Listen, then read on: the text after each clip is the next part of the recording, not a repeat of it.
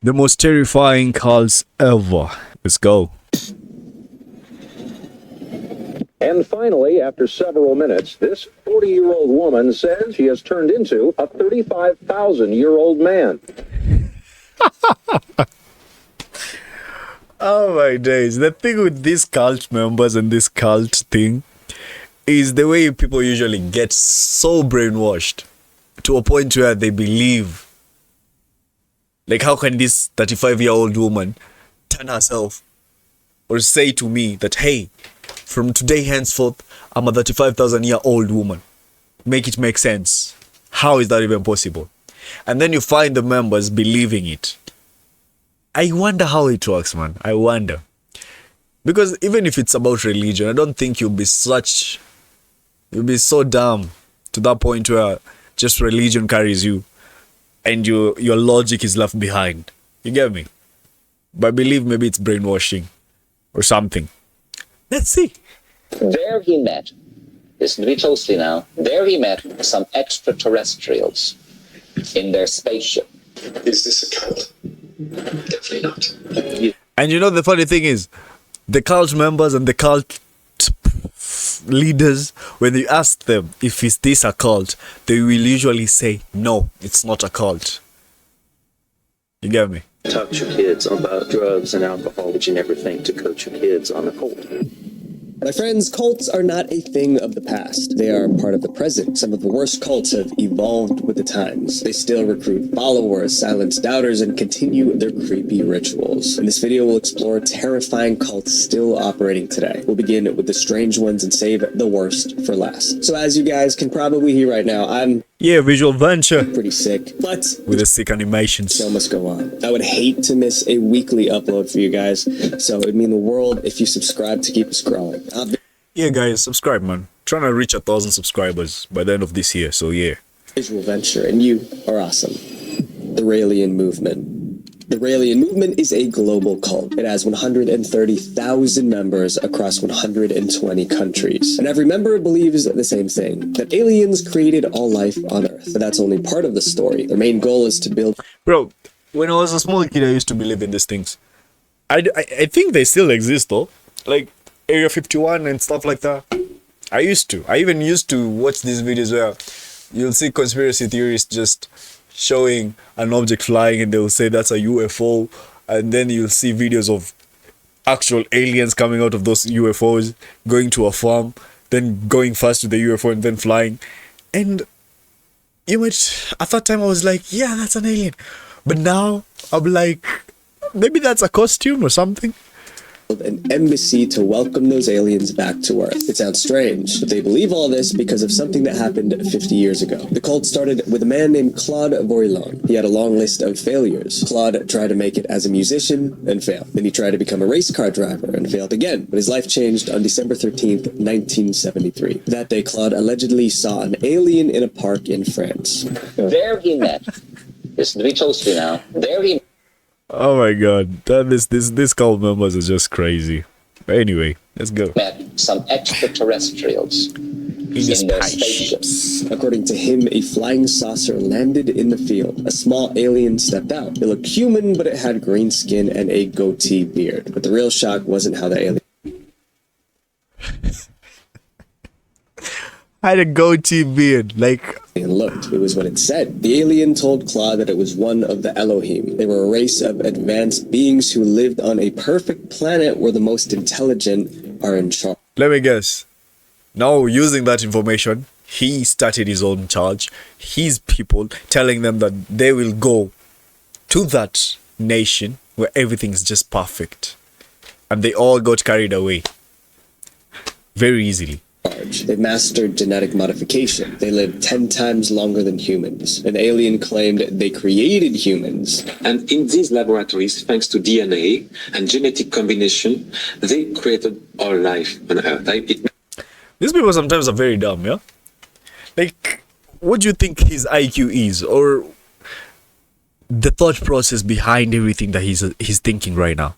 means trees, animals, and men. Since that creation, the Elohim have been watching humanity from afar. One day, they would return to Earth. But first, humans needed to build them an embassy. Here's what the alien embassy is supposed to look like. It's his ambition to build the structure shown in this model near Jerusalem.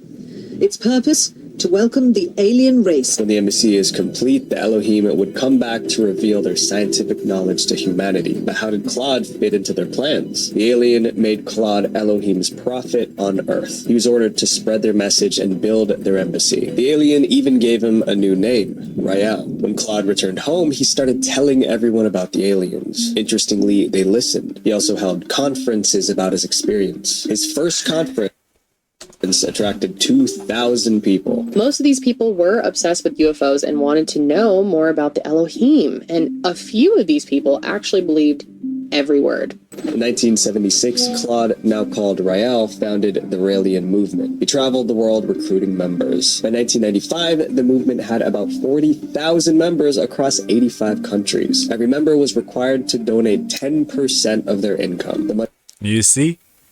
There's always a catch. was to finance the construction of an embassy for the Elohim. But realism wasn't just about aliens. It promoted ideas that seemed progressive. The cult supported equality for all. They also believed in using science to improve life on Earth. But the most controversial belief was about human cloning, and the Raelians were determined to do it. I was first on the earth to say human cloning is coming very soon. In 1997, the cult formed Did they have like scientists inside the cult? a company called Clonade. Its goal was simple: create the first human clone. Now we have 3 scientists working almost full-time in a lab here in the United States. Their scientists worked long and hard. Then in 2002, Clonade made a huge announcement. They claimed they successfully cloned a human. Clonade shared almost no details about their supposed clone. The main thing they said was that a 31-year-old woman donated her DNA for the cloning process. And the baby, the first human clone, was named Eve. Obviously, the news made headlines.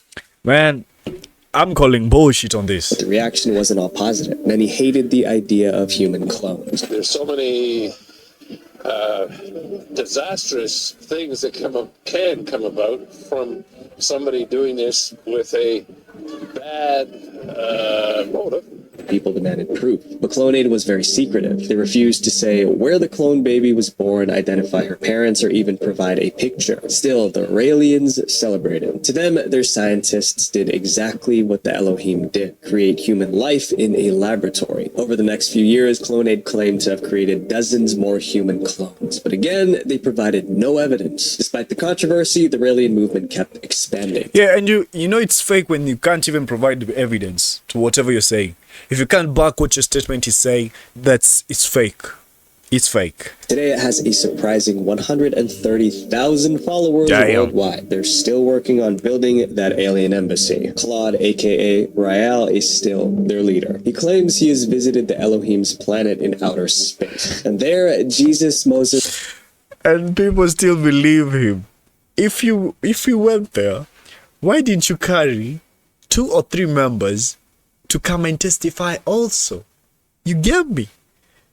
Muhammad, and other prophets continue to live through human cloning. The members of this next cult were literally hypnotized by their leader, Buddhafield. People thought they were signing up for acting classes. Instead, they accidentally joined the cult. And the cult leader was their charismatic acting coach, Michel Rostand. Michel always wanted to be famous. He was obsessed. He tried to make it as an actor in Hollywood, but his career never took off. To pay the bills, he started teaching acting in Florida. But during those classes, things took a strange turn. Michel began slipping in ideas about philosophy and meditation. He spoke about a mysterious guru who led him to a great spiritual awakening. His students were fascinated. I think he soon realized that he was having more success kind of channeling that spiritual side of him than the acting side of him. But there was no evidence that Michel ever had a guru. Some thought he was just making up stories. But his students were young and impressionable, so they ate it all up. By the mid-1980s... Why does he look like a woman though? And then, is this a woman? Michelle is a woman's name, yeah? Rebranded. But... Okay. He's calling him he.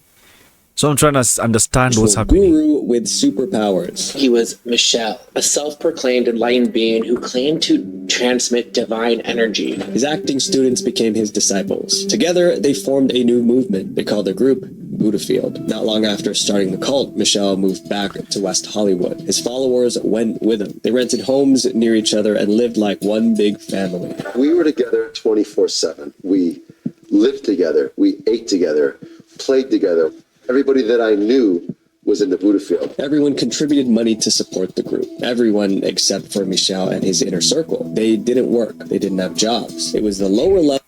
They lived off other people's money. Levels that funded Michelle and his inner circle. Michelle didn't lift a finger. His followers bathed him, massaged him, and cooked his meals. Sometimes they even tucked him into bed at night. To outsiders, it looked like exploitation, but Michelle convinced his followers that serving him was necessary for their spiritual growth. And I wonder, how do they manage? Like, how can you be brainwashed to that point where, like, you see that as something that you have to do, something normal?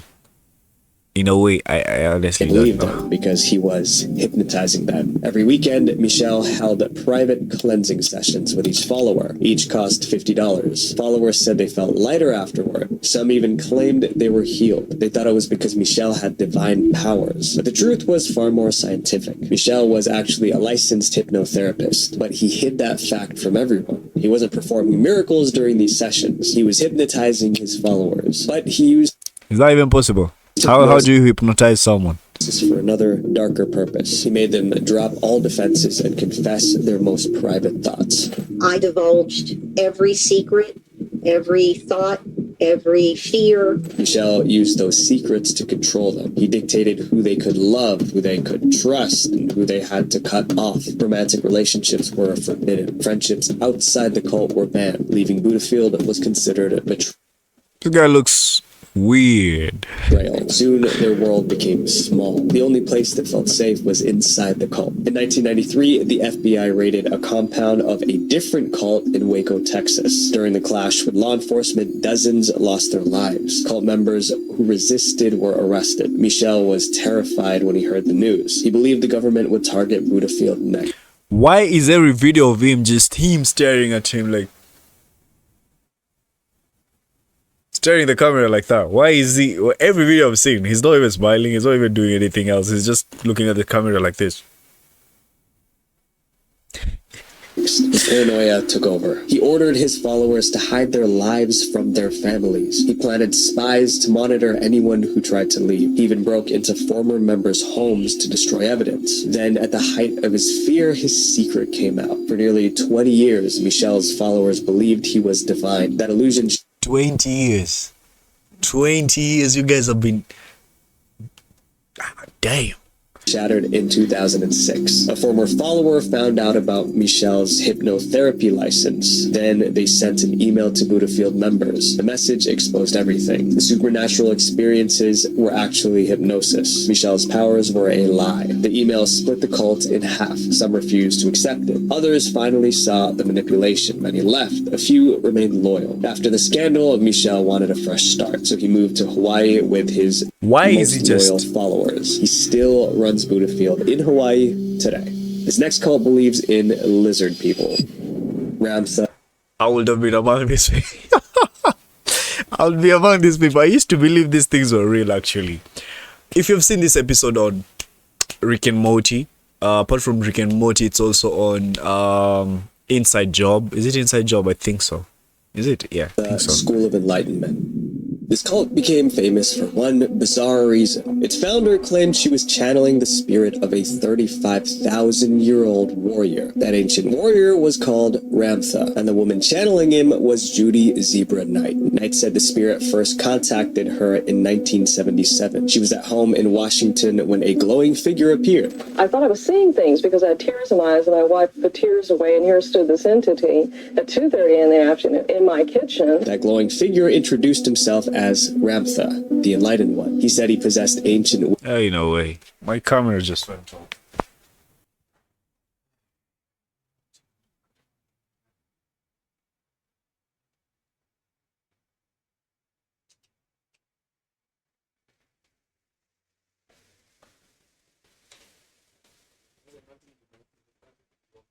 Ah.